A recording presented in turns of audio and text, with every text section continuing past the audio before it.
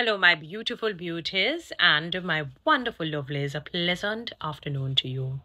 You know, as I reminisce on the new Road Traffic Act, which was made in effect February 1 of 2023, I couldn't help but think about the entire story and saga of Moses and the children of Israel, who was in bondage by the Egyptians, predominantly or primarily Pharaoh, for 430 years.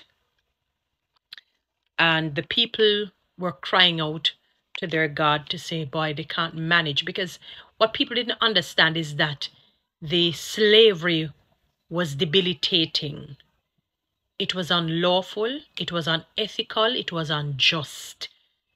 And the different generations, those days people lived so long, and they probably figured that there is no savior, no hope is coming to their aid and to their rescue.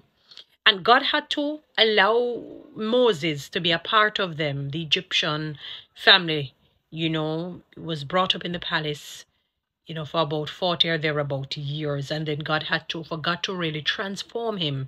It took another 40 years. So when Moses was 80, that is when he started his work. His 80 was like the 40 when life begins. And he said, God, I'm not an orator. At Pharaoh, you remember, basically he was saying, God, remember, I grew up in the house with them and he's going to be double mad that I'm coming to him to tell him to let the people go. And he had to go. He went along with his brother who was a talker, the speaker, the orator, and said, look here, let go the people.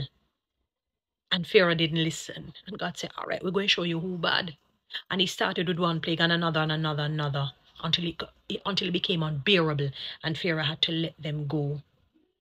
And when I think of our Jamaican people, how we've been crying for many years, from before my grandmother, and my grandmother is 103. She'll be 104 if life's spare. And the people have been crying out.